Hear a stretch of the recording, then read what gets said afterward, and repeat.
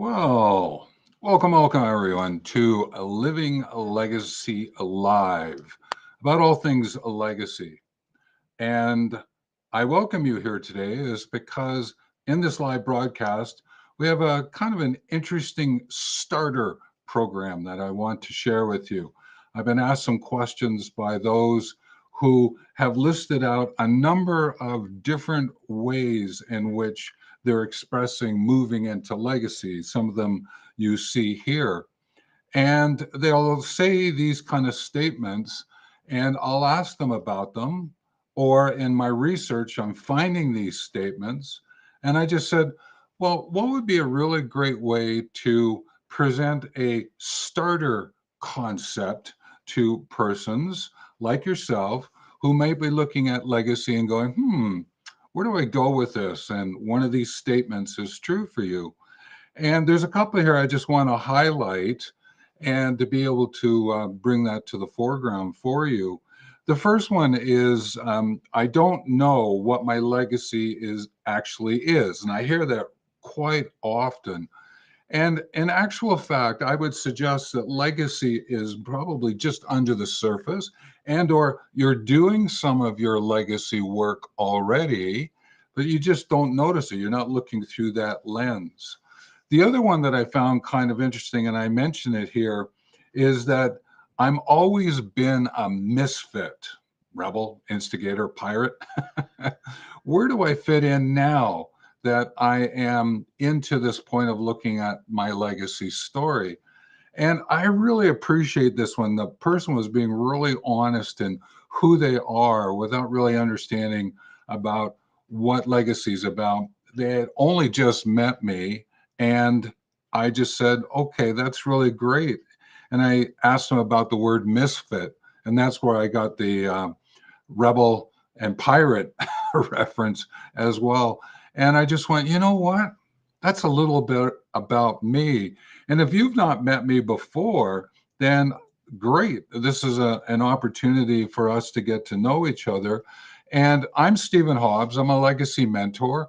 I'm an author of legacy books that are forthcoming, some journals that I've already created, but a little bit more in-depth legacy books.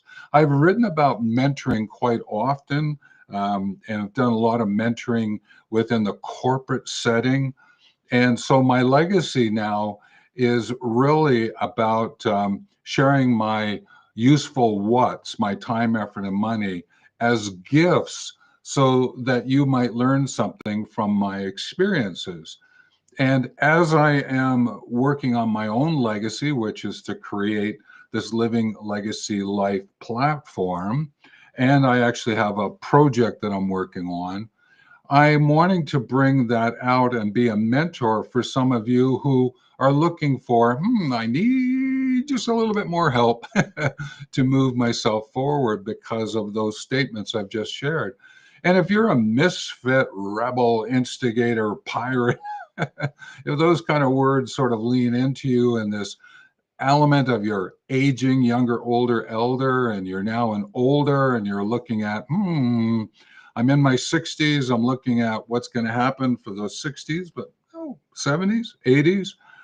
Then let's have a conversation, but certainly stay with us on this live broadcast because these 5 learn, know, do actions that are linked to leaving a legacy life, to living a legacy life, and to leaving a lasting legacy. In other words, to live the legacy you intend to leave, then I think you will find value here. And if you're going to jump off, take care. Appreciate you being here. But I think you might be missing out on something if you do. And these 5 knows and do's, these learn, know, do's that I'm going to share, I think you'll find them to be of value, even in a wider sense of living your life, this aging life, to age confidently. So why don't we get into it and see where we go with this? So again, it's wonderful to have you here. If you have questions, you can put them in the chat and I'll check every once in a while and see if something's there. Probably won't answer them until the end. And if you are watching this live after it's live, you're now watching it maybe a day or two or weeks later, then put your questions in the comments. I will certainly be scanning all the time. And if there's something there, I will answer you. If not, you can certainly watch a lot of the other videos that are on the channel. And certainly to do that, subscribe and you get notice of when the new ones come out. So to get ourselves into this, I am going to bring up the slide presentation again. So there are the statements, and I would encourage you to sort of say, which one of these am I leaning into at the moment that's sort of capturing my attention, and put that number down below. But appreciate it. That way I can keep track, do a little bit more informal research. And to get us going, I mentioned we were going to take a look at the must learn, know, do actions for a lasting impact.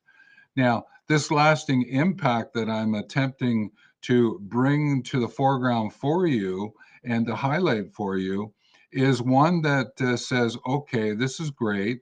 And we're going to do this from a legacy point of view.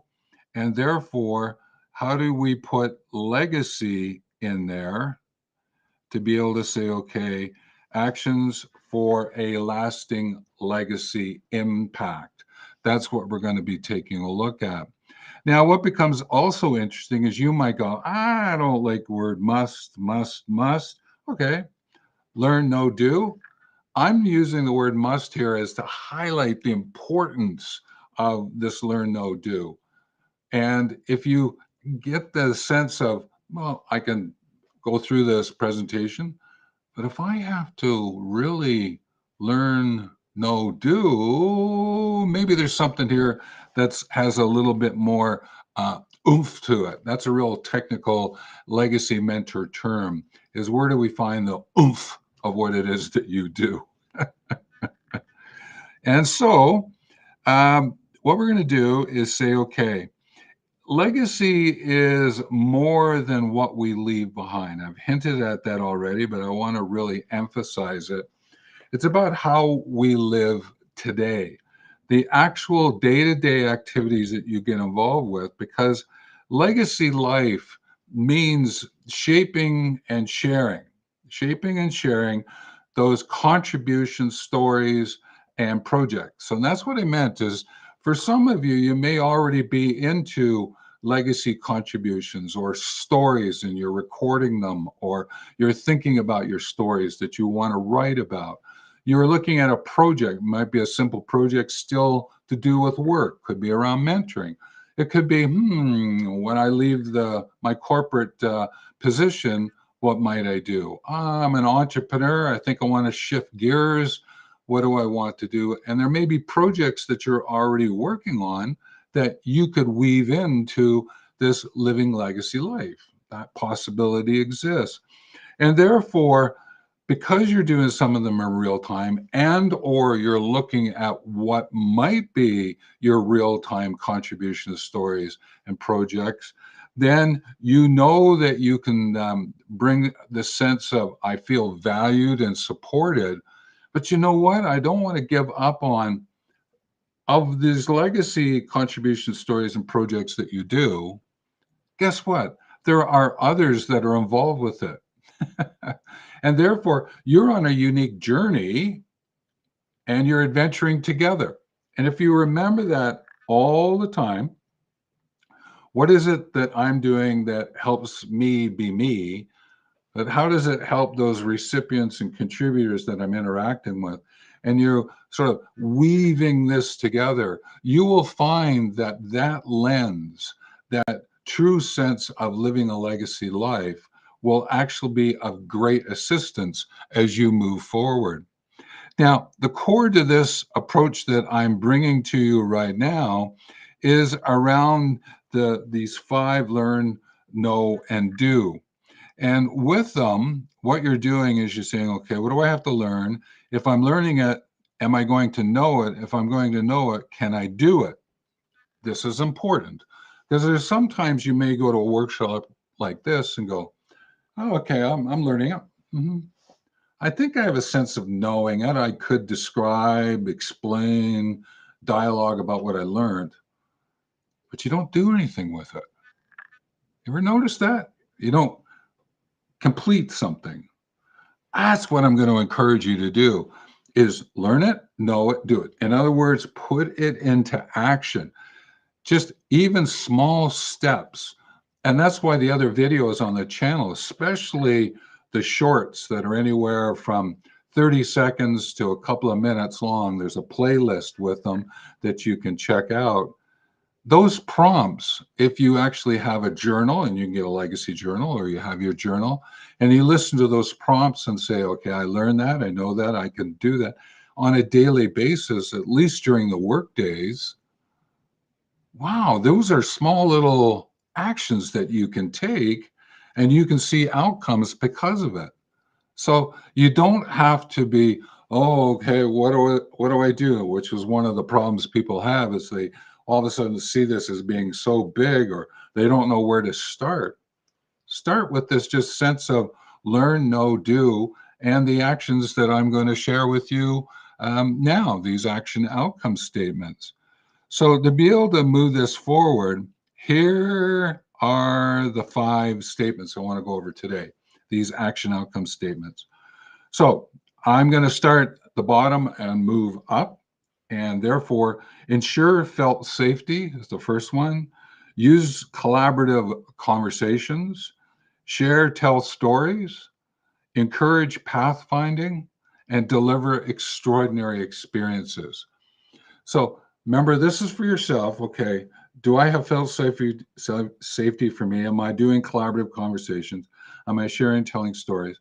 But also, as you move forward in living your legacy life, are you helping others to have felt safety as they interact with you and maybe take on their contributions, stories, and projects, their legacy?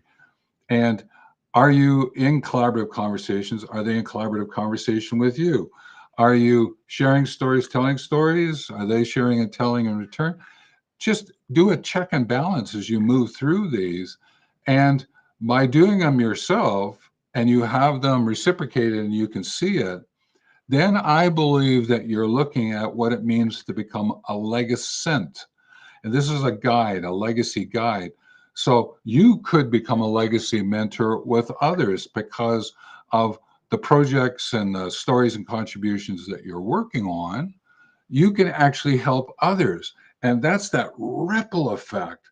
And I so encourage if you can get that ripple effect happening so that you feel valued and supported, and those that you're interacting with and the conversations you're having around legacy, they feel valued and supported. Oh, here's the technical term again, the oomph that goes with that is so beautiful. So I encourage you. So let's take a look at each one of these and see where it might actually bring us. All right. So with the first one, ensure felt safety, managing safe systems, and leading safer practices. With this one, I spent many years in the corporate world doing leadership management and team and group development.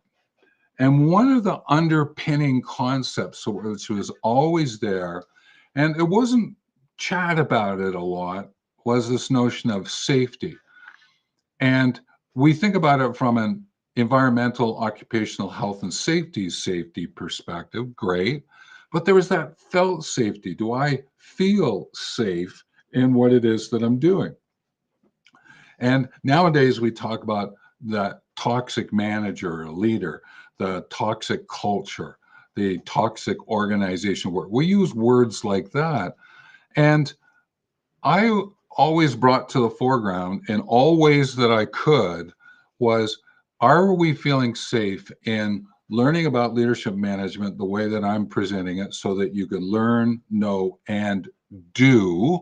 And that was one of the things that sometimes always got in the way. People would send people on workshops expecting them, oh, all right, learn and know it.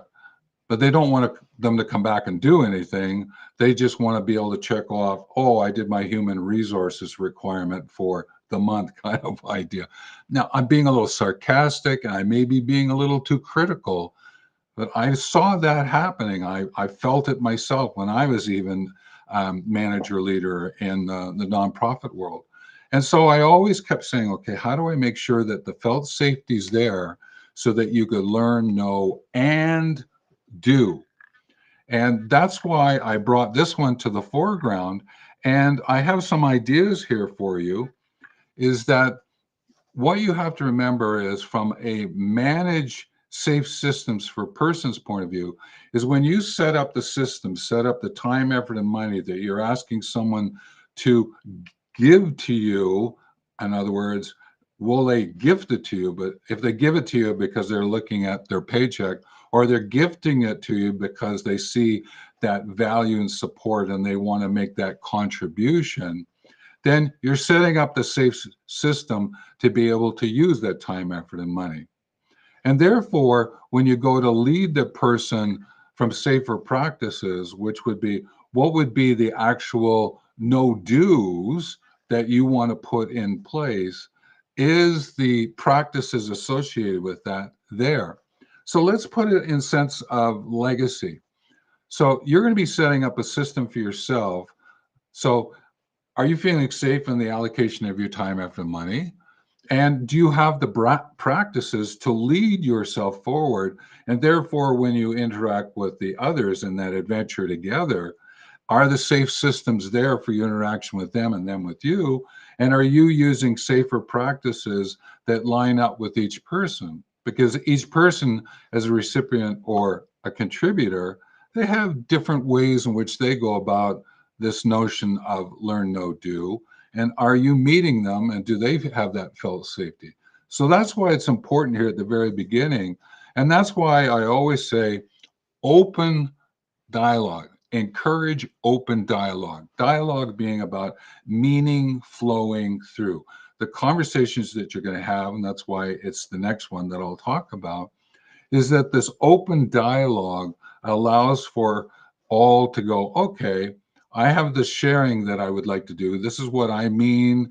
This is what I'm asking for. This is what I request. This is what I bring. And they have the openness to do that. You could say, hey, that's great, even where I work. But with legacy, it really becomes important when you're interacting with others and interacting with yourself. And therefore, what you're looking for here is this outcome that you are going to engage, in other words, fulfill your commitments. The others that you interact with are going to engage with you. And what happens is that you deepen the relationships and you get these meaningful contributions start to actually take place. And when you're in the beginning, the starter aspect of legacy, living a legacy life, because of all those kind of statements that I mentioned earlier, then these smaller contributions, these smaller actions that you can take, even if it is just to have an open dialogue with family and friends about the legacy life that you want to live as you intend to leave, even that false first step can be of great importance to all involved. And that's why the other videos, and especially those prompts in that sort of 30-second to 2-minute videos, the prompt videos, the shorts, you'll find lots of really great prompts there to get you thinking about the different angles in which to look at this legacy life. And if you did one a day, just watched it one a day, or did a short accumulation, within 10 minutes, you've got probably 5 really great ideas. And, oh, okay, through your journal, oh, these are things that I could do, take those steps. And so what happens is you're moving forward, you're completing things, and that would be wonderful. You would start to feel valued and supported from yourself with others, and then others as they respond with you. So give that a look and see what's happening. Do you have the felt safety in the interactions with yourself and with others. Is the unique journey on? Do you feel safe? The adventures together that you're having, do you feel safe? All right. The next one that we want to take a look at is use collaborative conversations to conserve the topics of dialogue. So, if you're going to be an open dialogue and you're going to be, in a sense, having conversations with others, and if you do it through a collaborative lens, in other words, oh, I could be assertive and cooperative, the other person could be assertive and cooperative in our open dialogue, then what you're able to do is conserve those ideas because you're not going to dismiss them. What you're going to do is you're going to look at them. How do they magnetize? How do they come together? How does this conversation keep moving myself and others forward? And that can be of great value because as you come to understand about living a legacy life, and this is something I'll talk about in other videos coming up, live videos, I've done a little bit already, is around what I call the evidence education experience catalyst and how those three things chase each other. And these collaborative conversations you're having, this open dialogue, you can conserve that. Then you can tap into those as rich resources that you can then figure out how do I put them together as contributions, stories, and or projects. And this is just because of these great conversations that you're having. So for you personally, I would encourage you when you enter into them, listen with purpose. All right. I have a reason for living my legacy life. This life has this purpose. It has this legacy. I have these intentions. This is what I'm paying attention to. If you're listening through that awareness, then you can pick up on some really beautiful insights and prompts yourself because of these conversations that can help you move forward. And I would encourage you to invite diverse perspectives. This is one that has come to me over the years, and a lot of that had to do with traveling. And I went on one trip. I set out to go for 6 months. I came back 4 years later, much to the chagrin of my mother. So I missed about 5 of those December holidays before I actually got home. And it was along the way that I picked up all these different perspectives and listening to other people's points of view and me getting perceptions of what was going on and forming my perspective so I could form my point of view and sharing them and having conversations. And it was glorious. And it's something that I probably wouldn't have done if I had probably thought through it, but yet, having gone through it, I went, why wouldn't I have done it? And what I'm talking about was a trip from Kathmandu, Nepal, to London, England, over a time period of 3 months with, what was it? I think it was about 27 other passengers on a bus. Now, you got to appreciate, it doesn't quite happen that way nowadays coming across there. I was 1979 when I did mine. That's what really highlighted. So I'll put a little bit of an asterisk there. But really, what happened here was these diverse perspectives. Every day when we moved to somewhere else, every so many days when we moved into another country, the different perspectives that presented themselves. So I'm saying, sharing on the same way is that these open conversations, this open dialogue, these collaborative conversations, you can tap into that if you open up all the different kinds of activities, the different persons that you meet, the accessing resources from different places and bringing them together in living this legacy life. Remember that technical term? Oh, the oomph that goes with that is so beautiful. And it is a way in which to enrich, encourage who you are, value who you are and those that you interact with, and you feel supported because of it. And what I encourage you to do is to document these insights, these stories, these diverse perspectives, and keep writing about purpose, intention, attention, awareness. Where are you going with this? The stories you're sharing. What was the points of the stories? Documenting them through journals, because this is a way to preserve your wisdom and your experience so that you this really becomes important from a generational perspective. For those who've not arrived yet in your life, the intergenerations, then they could benefit from your insights, your interpretations, your investigations, could they not? And therefore, by sharing your legacy, this intergenerational conversation, you are supporting, welcoming those who've not arrived yet with insights that could be of value to them today. So give it a look at this collaborative conversations to conserve topics of dialogue. So the next one we're going to take a look at is story sharing and storytelling. I slowed down here a little bit because you probably heard lots about storytelling, but not so much about story sharing. Now, again, this has come about over the years of my work, is making a distinction between them, a little bit like the safety. So story sharing for me is a leading approach for individual.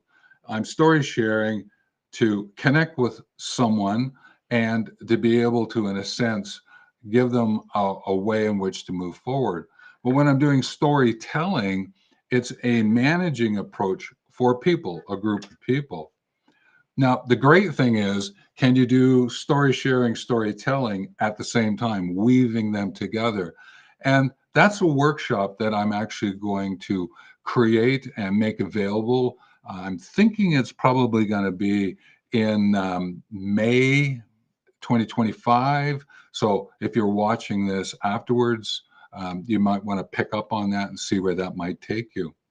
And I do that because I learned how to do it myself, and I would really enjoy sharing what it is that I've learned, because it encourages personal reflections from everyone involved. And if you can get that to happen, then how does that person that you're interacting with do reflections and you reflect with them?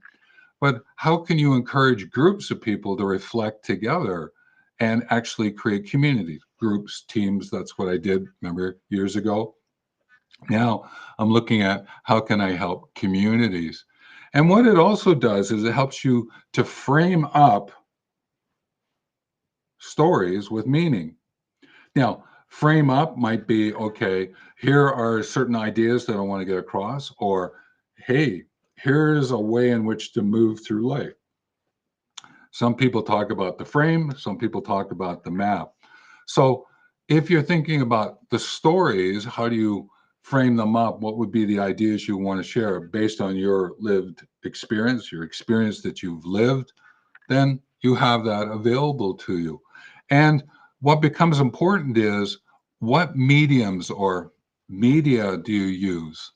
Writing, videoing, sculpting, just having conversations? Walking with a person, walking with a group of people, offering a retreat. There's any number of ways, talking from the front of stage, creating a podcast, shooting videos, and starting a YouTube channel. Lots and lots of possibilities. And again, that is something that I would so enjoy sharing with you, what I've learned along the way and how to make the decision of which medium to use before you go jump on one just because you're going, oh, people are talking about it, let me go jump on that one. Just back off that a little bit and give yourself some space to look at this unfolding. So really what we're doing is, how can we get the stories to integrate into your daily life so that you're living them and so you can share them, tell them, tell them, share them, whichever way you want to work, whatever is presenting itself at that point in time, so that the message resonates for the person, the others, and for yourself. But what's beautiful here is you actually, when you start listening to the stories of others, are they sharing or telling? And what is it that you're picking up? Because that inspires you in a sense, gives you a way in which to look at yourself as you go to share or tell that could be of inspiration, motivation for others. It's an interesting term to look at, an interesting way to consider things as they unfold for you. All right, the next one is, and this is the fourth one of the five. Encourage pathfinding to shape and share legacy contributions, stories, and projects. Now, what becomes important here is that with your living legacy life, I suggest you are on a path, and that path isn't paved. You could go down and use a paved path, just like from a walking point of view. But often finding paths that are not paved without doing any destruction or harming anyone else can actually be of great value. And when I am doing my own walking, all right, actually physically walking and interacting with forests and trees, and what stories am I picking up? What sounds am I hearing? What contributions are being made by nature with me that metaphorically I might use as muse and metaphor? That interaction, that wind that's blowing through the trees, the stories that I might be hearing from others. What is it that's here along this path that I'm walking, realizing that this path that I walk isn't going to be the same each time, whereas the paved road is, okay, it ain't going anywhere. So you certainly get a sense of the sameness, whereas this path that's not paved and the stones that you're going to put down, the bridges that you're going to build, there is a lot of oomph to that. And it's a great way in which to celebrate who you are. And that's why I so enjoy walking with nature, because nature is such a great self care companion and living systems educator. Most of all, it's such an inspiration, like for every breath that I take.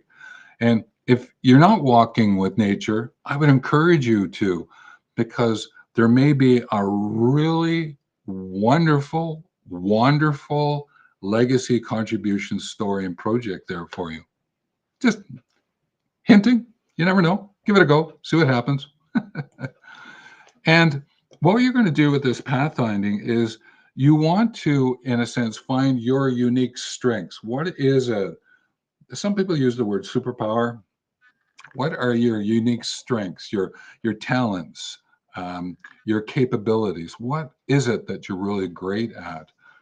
For myself, I enjoy the mentoring, but where I really shine is mapping, doing landscapes of what's going on. So if someone comes to me with a legacy contribution story project point of view, I am great. Okay, extraordinary about mapping out what they're sharing with me in this sort of multi-dimensional way. I just a quick sidebar in a sense. When I did my doctoral thesis, and as a way in which to write a lot of my books that I've written over the years, I created a learning, knowing, doing framework. And it's 10 dimensions. So, yes, there's the three dimensions, X, Y, Z, but I interpreted others. And I use it now, and there's this visual language that I use with it. And I bet dimes to donuts, you might have something similar with you. And if we could find that mapping tool so that you could get into diagrams, then when you go to create the frameworks and the models that you want to use in your legacy, you can weave that together, because that's what it is that I did by working on that. And that was 30 some years ago. And that was from my time in Africa when I saw the great famines of Africa in the time of 87 and 89, and working with the HIV/AIDS pandemic that came through. I was working in Africa around those, and sort of to be able to touch them, find out what's going on, and what could I do. They helped me with my own thoughts of contributions and stories and projects that I then went on to do. And it's what actually prompted me to do my doctorate and write that thesis. So it's kind of an interesting way to bring it together. And I think that you have the same fibers to threads, to cord, to rope in your own life. I bet you do. If you actually took a look at it, just sat back and looked at what's going on, because when you use those, you can provide a clear path map. If you want to call it a road map, but don't pave it, great. Path map, lay the stones down, give it a go, see what happens for you. And that's where doodling on and being able to play. So, as an example, this is me doodling on my little whiteboard that I have. And what I do is I doodle up, and then what I do is I take a photograph and I put it away, and then I can either rub out something here and adapt it and then take a picture of it. So what I'm doing is I'm creating a pathway using this whiteboard. And this is actually the starter program. I call the CABCDEF starter package for Living Legacy Life. And this will be available here soon. I'm just finishing it up. I'm writing up the base book to go with it, the mini book. And then I'm going to be outlining where it's going to take place and start inviting people to get involved with it. And you might find that to be of value to actually overcome any one of those sort of statements that were there and get yourself started and get you into the learn, know, do, the do aspect of it. Now, with the outcome of this path finding is that when you find your path and you then own your path, you're accountable, responsible, you own it, and you're going to fulfill the commitments that go with it. Then these contributions that you're making, others will see, okay, it's authentic, it's credible, it's impactful. They're going to appreciate, they'll interact. You, again, back to that, you'll feel yourself being valued in yourself. You'll get a sense of that enthusiasm, that inspiration, the sense of presence in being there. And that's all great, because the curiosity that you're getting involved with is going to overcome any kind of fears that you think that are there, and to be able to fulfill those wants and desires that you set up for yourself. So, pathfinding. And again, I'll be doing a workshop where this opens up a lot more and how to do that kind of navigating as you're moving forward. The last of the 5 that I want to go over, all right, is deliver extraordinary experiences in the words of those involved. Now, experiences, you've gone through a whole set of experiences. And in living a legacy life with your legacy contributions, stories, and projects, you are, in a sense, creating experiences. The experience of that contribution, even if it's only a legacy note that goes with, really appreciate you sharing what you did with me. It's really helped me in living my life. I would just want to acknowledge that. And that short, small contribution to friends and family, that's great. Looking at it through that lens, gifting your time, effort, and money so they can learn from you, that kindness, that wisdom. Ooh, there's something there. Yes, the oomph.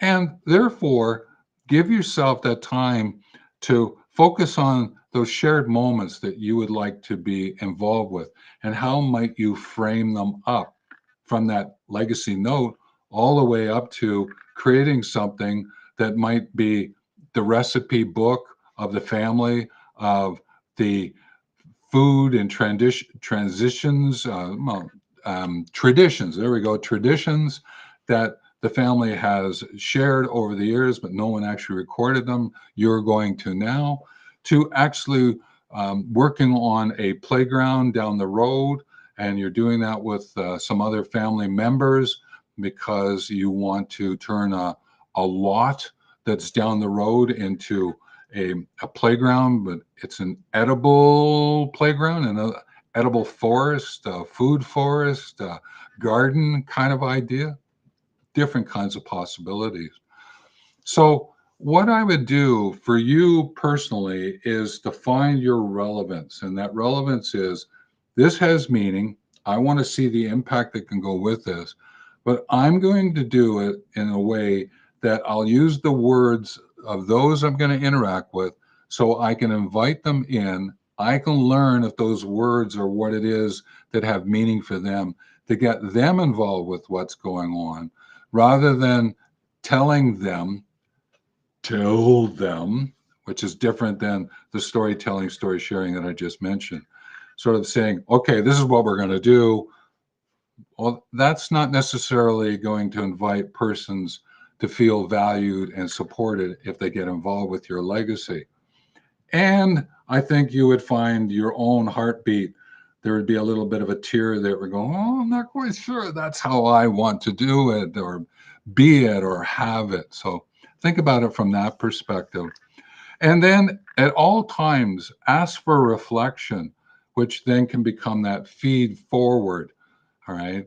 You reflect with them, bring that together. That's feed forward for what happens next so that you can get that felt safety kind of idea, the collaborative conversations, the other ones that we've talked about.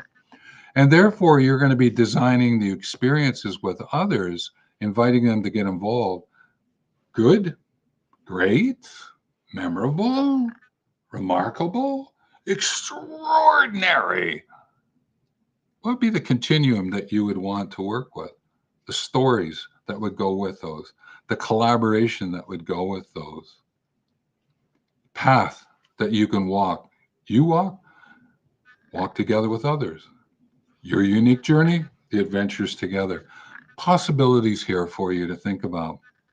And so, what you're doing is you want to go full circle to this experiences that you are bringing forward, okay, is to really get people to think about, okay, do I feel valued and supported in what it is that I'm doing?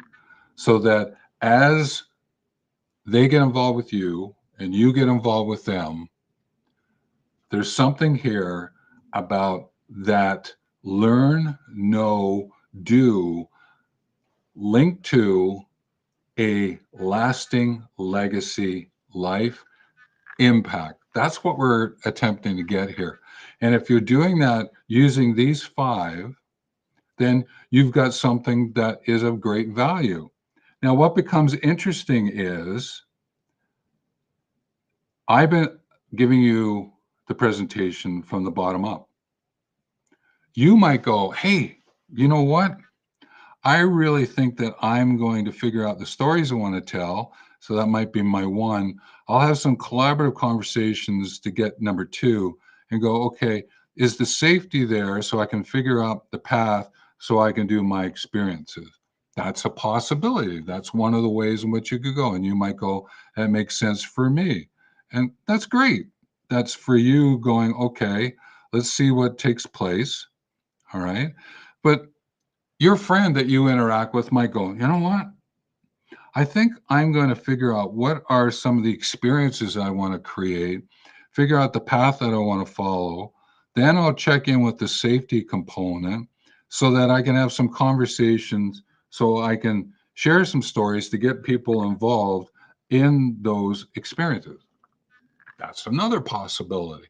So even though I presented it from the bottom to the top, you can work with them in different ways. And I would further suggest to you is that these 5 will always and in all ways be present. Every day, these ones come to the foreground for me, and I have to take a look at them and go, okay, this is great. Which way am I doing it? And I might find that these 5, day 1 would be in a certain arrangement. A couple of days later, I might be working on them and they have a slightly different arrangement. I might work them on a month because it's a bigger project and I'm going to do them. But every other day, I'm like, oh, I need to switch them around just slightly because of the group I'm going to interact with or what it is that I'm doing myself. So give yourself the time and space, time and location to play with these in such a way is that they have great value to you. And that's why I wanted to bring them to the foreground, which gets me to the so what? What else? Now what? So what are you going to do with this learn? Are you going to know it and do it? What else? Oh, hang on a minute. I'm not quite sure I know how to do the pathfinding. That's story sharing that he shared. What is that about? Maybe I could dig into that a little bit more. So now what would you do? You might go, hey, I'm going to put a comment down below, ask for this, and ask for a workshop on pathfinding or. I'm also going to go watch the videos, those prompt videos that he mentioned, grab the journal and figure that out. Which would bring me back to, so what does that mean for me as I live my legacy life, feeling valued and supported? So that what else could I do? Well, today I can make a contribution, but next week I'd really like to make a bigger contribution that has a story associated with it, which will come out as an email to a friend of mine. I think you can see where I'm going. You could ask these questions about those actions and see where they take you. At the same time, let me ask you these questions about this live presentation. So what? What else? Now what? So subscribe, yes. But put your comments down below. I would really love to read your comments so I can figure out how best to help you out in living your legacy life, to get you on this learn, know, do, the oomph of the do, so that you can feel as though you are moving forward.